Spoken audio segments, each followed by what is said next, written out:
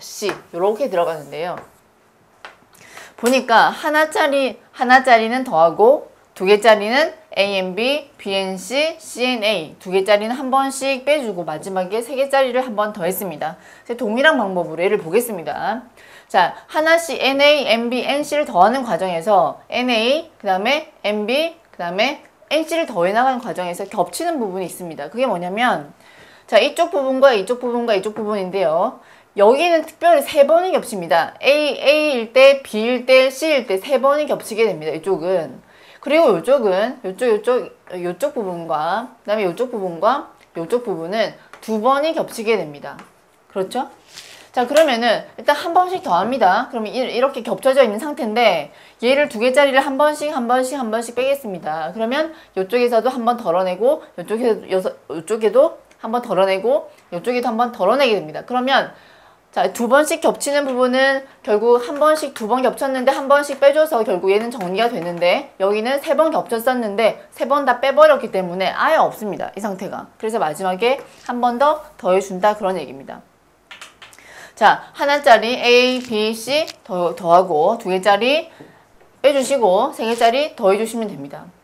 자, 좀 더 확장해서 집합이 4개짜리가 있다면 하나짜리 더하고 두 개짜리 빼주고 세 개짜리 더하고 4개짜리 빼주시면 됩니다. 그런 거 잘 안 나오죠. 그래서 요 두 가지만 기억을 해두시면 되겠습니다. 자, 공식은 기억을 해주자. 자, 그러고 나서 이제 우리가 두 개의 문제를 풀어볼 텐데요.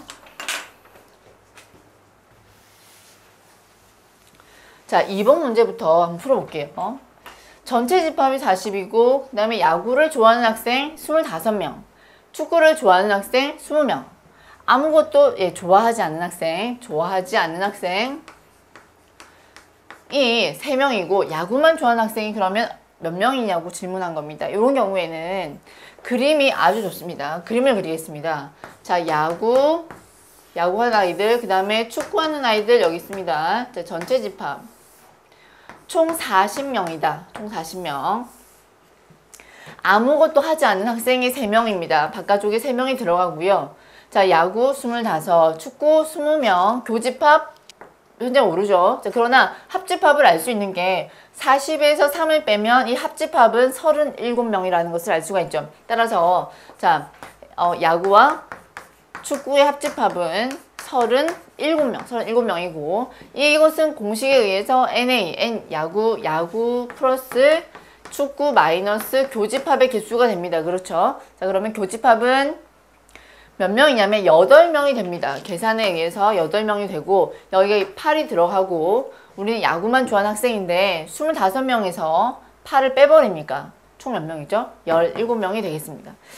축구 20명에서 8을 빼니까 12명이 되겠습니다. 자, 우리가 구하고자 하는 야구만 좋아하는 학생은 17명으로 정리를 할 수가 있겠습니다.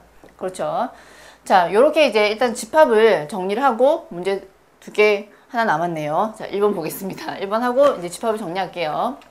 전체 집합이 10 이하의 자연수고 P는 4의 약수고 Q는 이렇게 정리가 되어 있을 때 X는 P를 포함하면서 P를 가지고 있으면서 Q 안에 Q에 포함되는 집합 X, 부분집합이란 거죠.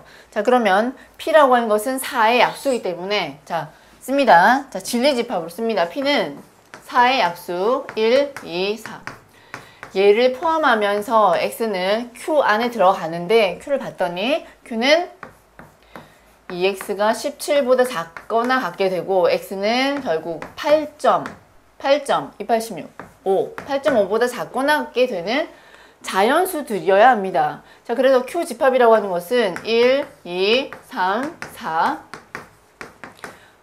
7, 8까지만 구성된 집합입니다. 자, 이 집합이 바로 Q죠. 자, 그러면 이렇게 볼 수 있겠습니다. 자, Q에 포함되면서 Q를 넘지 않죠? Q 안에 있으면서 P를 갖고 있는 그러니까 꼭 X는 1, 2, 4를 꼭 포함하는 부분집합 개수다라는 거죠. 자, 이해하셨습니까? 얘는 가지고 있어야 됩니다. 그래서 X라고 하는 것은 1과 2와 4를 꼭 포함하는 부분집합 개수이기 때문에 꼭 포함한 애들 삭제하겠습니다. 자, 그럼 남아있는 몇 개죠? 하나, 둘, 셋, 넷, 5개 가지고 부분집합을 만들면요. 이게 5승이 되고 총 32개가 됩니다. 자, 저렇게 만들어낼 수 있는 부분집합 x의 개수는 32개 만들 수 있다. 그런 얘기입니다. 자, 아시겠죠? 자, 이제 명제 한번 나가보도록 하겠습니다. 자, 명제라고 하는 것은 참과 거짓을 명확하게 판별할 수 있는 문장이나 식을 말합니다. 자, 명순이는 예쁘다 라는 것은 우리가 명제라고 할 수가 없습니다. 참과 거짓이 판별이 잘 안 됩니다. 그렇죠?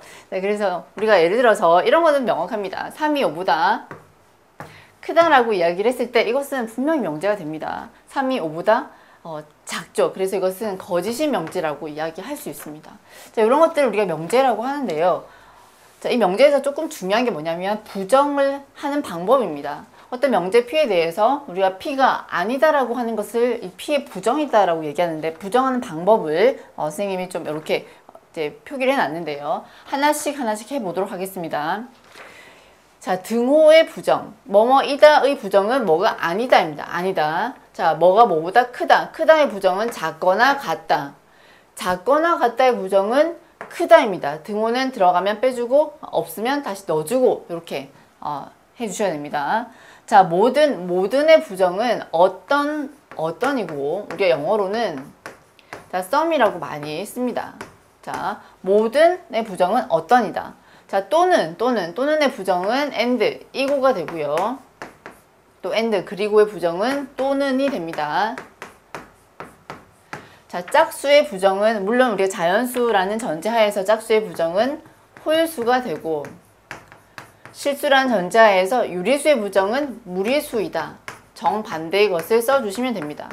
자, x 이꼴 y 이꼴 z이다. 이거의 부정은 뭐냐면 x 자 y 또는 y z 아니다 라고 씁니다. 자, 왜 그렇게 됐느냐면요. 요 식이라고 하는 것은 이렇게 쓸 수 있습니다. x는 y이고 y는 z이다이기 때문에 각각 부정을 하면 x는 y가 아니고 이거는 또는으로 바뀌면서 y는 z가 아니다 이렇게 쓰는 것입니다.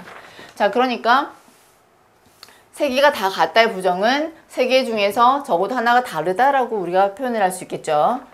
자, 그 다음 적어도 하나는 뭐뭐뭐이다의 부정은 모두 뭐뭐가 아니다입니다. 자, 모두 뭐가 아니다. 자, 이렇게 우리 요걸 기본 틀로 해서 어떤 명제를 이렇게 부정하도록 하겠습니다. 자, 참고를 보시면 P가 참이면 나P, 즉 P의 부정은 거짓이 됩니다. 거짓. 그리고 P의 부정의 부정은 이제 P가 되는데요. 이거의 진리집합을 쓰면 P가 아니다의 아니다. 즉 우리가 이것은 P의 여집합의 여집합이다라고 표현을 할 수 있고 이것은 우리가 P, 진리집합 P라고 얘기할 수 있는 것과 동치입니다. 자, 3번은 모든 x에 대해서 P이다의 부정을 한번 해보자. 그런 얘기입니다. 그러면 어떤 x에 대해서 P가 아니다라고 부정이 되겠죠. 자, 모든은 어떤으로 바뀌고 P이다는 아니다로 바뀌는 겁니다. 그래서 쓰면 어떤 x에 대해서 P가 아니다라고 쓰시면 됩니다. 이게 부정이죠. 자, 4번 P 또는 Q의 부정은 not P and not Q 이렇게 정리가 된다는 겁니다. 하나하나 다 부정하는 거죠. 자, P and Q, P 그리고 Q의 부정은 not P 또는 자, and는 or 바뀌죠. not Q 이렇게 정리가 되겠습니다. 자, 부정하는 방법 봐주시기 바랍니다. 자, 그러면 우리가 3번에 보시면요. 자, P이면 Q이다. P이면 Q이다라는 명제가 참이라고 했을 때 우리는 이것의 진리집합을 P의 진리집합과 Q의 진리집합 간에 이런 관계가 포함이 됩니다. 성립이 됩니다. 자, 즉 P가 Q 안에 포함이 됩니다. 그래서 P이기만 하면 Q가 된다라는 겁니다. 자, 근데 P가 Q이다. P이면 Q이다가 거짓이라면 P가 Q 안에 포함되지가 않습니다. 자, 그러면 이것은 뭐냐면 P이지만 Q가 아닌 것이 바로 반례가 되겠죠. 예를 들어서 P와 Q의 관계가 이렇게 되어 있다고 생각을 해보겠습니다. 자, 그러면은 이런 관계를 가지고 있는데 P이면 Q이다라는 명제는 우리가 거짓이라고 할 수 있는데요. 이 거짓이 되는 그 반례를 이렇게 볼 수 있습니다. P이지만 항상 Q가 되지 않는다는 거죠. 그래서 P이긴 한데 Q가 되지 않는 이쪽 범위에서 우리가 반례를 잡아올 수가 있습니다. 자, 우리가 알아야 될 것은 P이면 Q이다가 참이라고 한다면 그것의 진리집합은 P가 Q 안에